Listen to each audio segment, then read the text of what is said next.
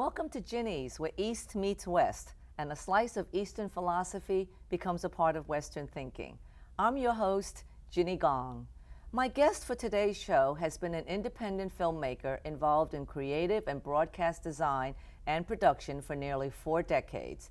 His production credits encompass more than 250 films and videos that include nationally televised programs produced for PBS, Smithsonian, and National Geographic Television. His clients also include the White House and the Vatican, all earning him many national awards for his works. He has been recognized as a legend in the Filipino community. His commitment to the preservation of culture in giving voice to the voiceless and visibility to the invisible has been acknowledged by both the Asian Pacific American community as well as the mainstream community. It is indeed my pleasure to introduce Sonny Aizon.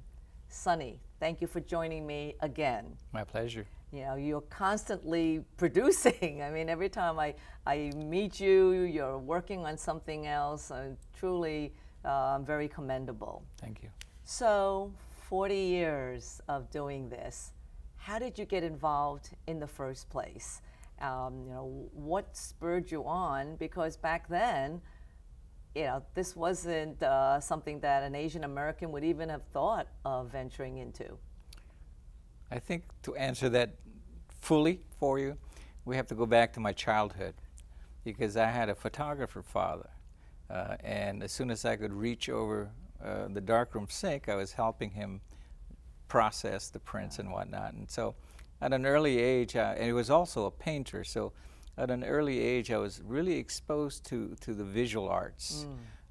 And I never had a formal education in it, but I watched my father as he composed and picked his palette, and one day I would see a shepherd carrying a staff, and the next time it's on the ground, and I'm saying, well, what happened? Why did you do that? And then he would explain to me that it was calling too much attention to itself, but he still wanted it to be part of the picture, so he put it down. And so all the houses I ever grew up in had dark rooms, and in fact I was really warped as a kid, because I would go into my friends' houses, and the first thing I would ask them was, where's your dark room? And because it was, for me, it was, bedroom, living room, dining room, bar, dark room. And they would look at me weird, like, what are you talking about? And you have that in your house, right? I have a dark room in my house, even though I can no longer buy chemicals. But anyway, fast forward to in my teens, actually I was 20 when I came here, and I think one of the things that struck me, having grown up in a majority culture, at least for the first 20 years of my life, was that when I got here, all of a sudden I felt very invisible. Like my image was nowhere to be found. My likeness, either in billboards, advertising, television, I was just not there. Right. And I think that's one of the things that sort of gave me an idea about, well, maybe there's something I can do about that. Maybe what's been given to me as an artistic gift in terms of being able to visualize things, maybe I can share that. And I think that was the beginning of that idea. And later on, I was hired by this company, this friend of mine actually, who dissuaded me from going to grad school. I was all set to go to England. I had a scholarship to go to Oxford to study Shakespearean studies. And he said, nah, grad school can always wait. Why don't you, work with me, and then you can just decide what you want to do later. And of course, that was the beginning of the end, because as it turned out, my project that he gave me to do involved my doing photography, my writing music, my playing music, my writing a script, putting it all together into a visual project. And that's when I realized, wow, there's really something that sort of combines all the things I love doing anyway, right. and you get paid for it. So if you turn back, what was your first thing you ever produced? Actually, the first thing I produced was in high school.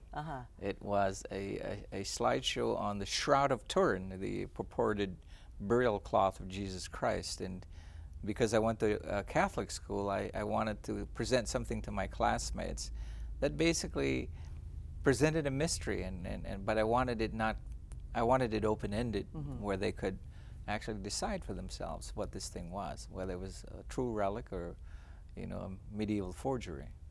So with all of these projects that you've done, how do you decide what project to take on? How do you decide which issues need to be brought to the forefront? It's interesting because most of the time the stories find me. I don't go looking for the stories. Of course, there are times when I take on sponsored work where a client hires me to do something, and those are the kinds of things usually where I have to, make a little bit of money so that I could then fund my addiction to doing documentaries.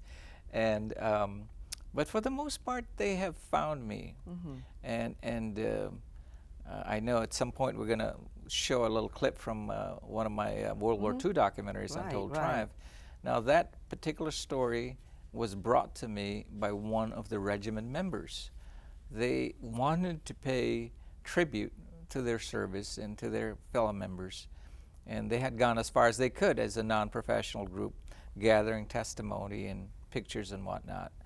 And then they approached me and said, would you take this on? Would you help us make this into a national PBS program? Wow. And when I looked at it and I saw so much resonance for me, especially with my father being a World War II guerrilla fighter, I said, yeah, I'll do it for him too. Mm-hmm. And in fact, that was one of the driving forces, was when I saw my father in 1997, just before he passed away. I showed him just a short cut of it, and he got very excited, and he held me and he said, promise me you'll finish this. Oh, wow. And How I said, could I you will. not? Yeah, so he passed away later that year, but then it became sort of this fixed idea where I need to do this. Yeah. Yeah. Well, I'm glad you mentioned, how you sort of got involved in this World War II experience.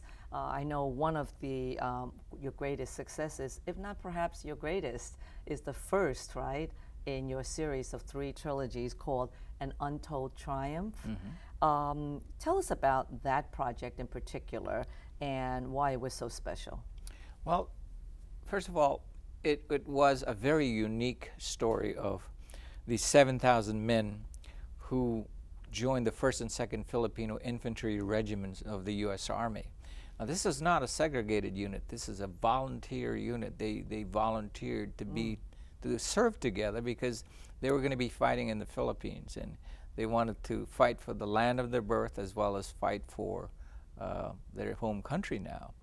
And the problem at the time was in 1935, Filipinos were reclassified as aliens. They were originally nationals, but when they were reclassified as aliens, when war broke out, they couldn't fight because they were not citizens. And when Roosevelt saw the numbers willing to fight, he had issued an executive order basically changing the Selective Service Act to allow them to fight. And that's how they were able to then join the Army. What kind of numbers are we talking about? 7,000. 7,000? Yeah. Wow, okay.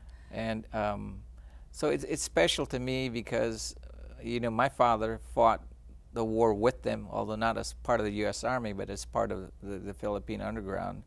And he also published a newspaper called The Liberator, which was to rally the Filipino people, because there was a lot of Japanese propaganda flying around, so people didn't know what the real state, or the progress of the war was going. So they were able to give Filipinos hope that way.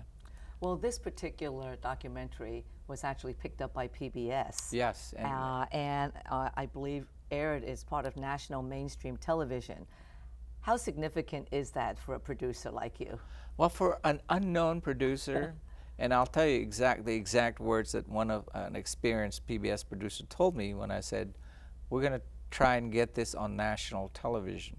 Because, you can get it in single stations here and there, but getting a national feed, a single program, 1 hour from an unknown producer, director, was just not something that would happen. He said, Sonny, you're shooting at the moon. Forget about that dream.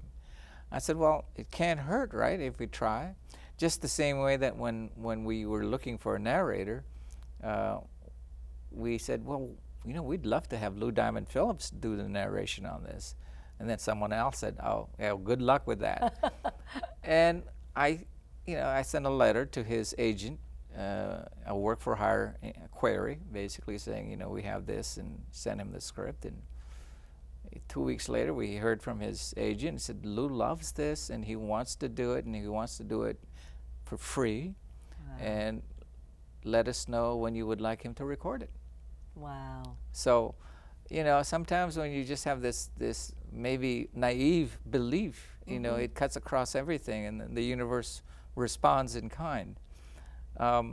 So we heard from PBS, and says, well, yes, we want it, and we want to run it on prime time, national television. And the significance of that is when you're trying to reach people and tell them about an important story, just one PBS broadcast, you're talking, 3 million households. Right, right. A dream. Minimum of 6 million people, if you consider just a couple in that house. And even if you just reached 1 or 2 or 3 people, you've already made some significant changes. And that's when it really occurred to me that this is the way I need to go, because, if you're trying to communicate, and of course with PBS, they'll run it several times over a 4-year period. So your total yield in terms of eyeballs is probably in the tens of millions by that point. Well, congratulations. We're going to turn our attention and maybe watch a little excerpt from An Untold Triumph. Okay.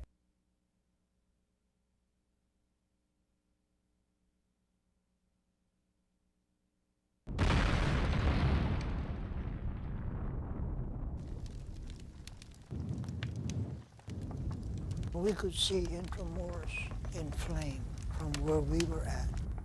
It was so bad that the flame, you could see it 200-300 feet in the air. Intramuros was a fortified site that was called the Walled City. That's where the Japanese were. And at 2 or 3 o'clock in the morning, we were told to go in.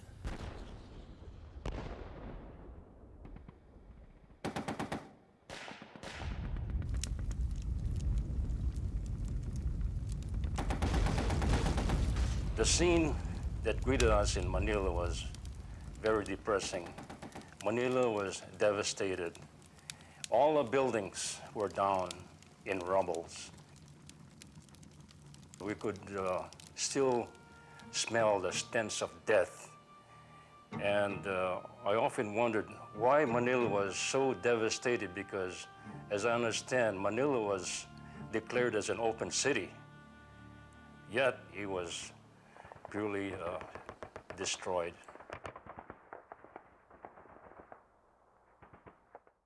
Now, Sonny, you're second in this trilogy of the World War II soldiers and stories is entitled Chocolate Soldiers from the USA. What was that project about, and why take that one on? Well, that project actually was the idea came from my friend Gregory Cook, who is an author and just had lived with this story for a couple of decades. He saw Untold Triumph. He was not a filmmaker, he was a professor. He said, I'd love to do that with this story. Would you, be the director and work on this? And then when he told me this story, I understood why he asked me, because he, in fact, in his words, well, it's same shit, different day. Pardon my French. But, there were a lot of resonances and similarities in the story. And he said, I think you understand this story, and that the fact that you're not black is probably going to make it even better, because you're not going to be embedded in it. You can look at it and tell the story as a human story, as an American story, and not necessarily just a black story. Right. And so we collaborated in it for a couple of years, and then we premiered it as a work in progress at the Smithsonian, at the Hirshhorn, and tremendous reaction. We had a full house, standing room only. We had to turn away over 100 people. What is the story? The story is about the 140,000 African American soldiers who were sent to England in the build-up to D-Day. Initially, they were just going to be support personnel, but later on they became combat personnel as well. And the amazing thing, of course, was they get to England and they experience being an American for the first time, because there was no color bar in England. They were welcomed everywhere. In fact, they were not only welcomed, they were celebrated as liberators, as heroes.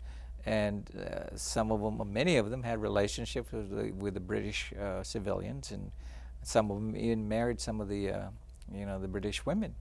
And I think it was a seminal time for them because it gave them proof positive that they could actually exist, coexist with a white society in peace, in harmony, and that idea became sort of this idée fixe, where they wanted to bring that to America. And so in a very real sense, they brought the seeds of civil rights back with them. Right, maybe started that Started whole that. movement, right. Yeah. We're going to watch an excerpt from that particular project as well. Okay. I was this angry young black soldier who, for the first time, was going to see the evil of racism, anti-Semitism, bigotry, and prejudice, see it firsthand, carried to the ultimate by the Nazis. And I walked through the gates, and there in front of me are what I now call the walking dead. I saw human beings that had been beaten and starved and tortured and denied everything that would make life livable. There they stood in front of me. They were skin and bone. They had those skeletal faces with deep-set eyes. Their heads had been clean-shaved, and they were standing there holding on to each other just to keep from falling. Some of them were dressed in a pajama-type uniform, ragged. Others were naked. They stood there with sores on their bodies due to the malnutrition. And one man held out his hands. His fingers had webbed together with the scabs that come from the sores brought on by the malnutrition. And as I got closer, I could see the dead bodies. They were up against this building called the crematorium. I went inside and I discovered 6 ovens. So I walked over and I looked into one. I saw what was left of someone who had been placed there. I saw the man's blackened skull, his rib cage, the bones, the ashes.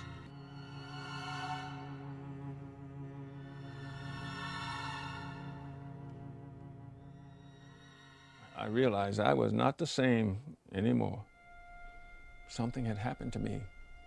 I was this angry young black soldier, angry at my country, but now I could see things a bit more clearly.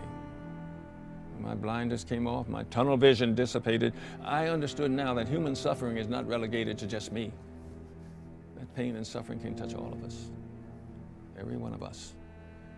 But more than that, I understood now that I had something to fight for. Before this time, I didn't think I did, but now I knew. Phenomenal images, Sonny. Thank you. And now the third of your trilogy about the World War II stories is called An Open Door. And this particular production actually has received quite a bit of acclaim internationally. Tell us about that production and why you personally got involved in it. Well, the production is about how the Philippines, and specifically President Quezon of the Philippines, was able to save more Jews than Schindler during World War II. And it has been receiving a lot of attention. We are, in fact, screening next month at the Jewish Eye Film Festival as their closing day film. We have gotten invitations to other festivals in the Philippines. We're also screening at universities like Seton Hall University is also screening us next month. There's easily another 5, 6 different venues that want us to be there, and this is not even finished yet. Yeah. It's just a half-hour, 35-minute cut right now, but it'll be a full hour by the time we're done sometime early next year. And I have a very personal connection to the story. of the 1,305 Jews that were saved during this time, one of them was a German Jewish doctor named Dr. Otto Zalesny. And when my father was deathly ill in 1945, he saved my father's life. I was born the next year. So I wouldn't be here talking to you today were it not for the skill of this Jewish surgeon. And so I never met the man, and I'm thinking that this film at least could be my thank you for my life. Wow, phenomenal. Well, another congratulations. Thank you. Let's take a look at a short excerpt from An Open Door. Okay.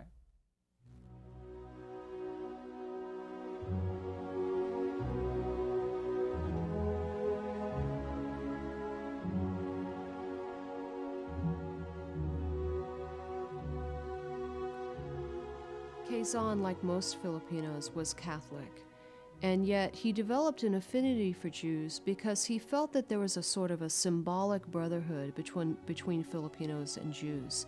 That is, that as the Filipinos were the recipients of racial discrimination and bigotry on the part of many Americans at that time, that the Jews were similarly the recipients of bigotry by the Nazis. And so even though Quezon had extremely important and critical political and economic issues to wrestle with at this time, he was willing to take a stand to help the Jews. My father applied to the Philippines, but didn't know at all where it was, what it was. All he knew was it was somewhere in the Pacific. So he looked up his encyclopedia, which was published in 1898, we found out later. And he read that this was an island discovered, or a set of islands, 7,000 islands discovered by Magellan. It's under the Spanish crown. Spanish was the national language. So naturally, we immediately started studying Spanish. When we got to the Philippines and we're staying in the boarding house where there are all sorts of different people, Filipino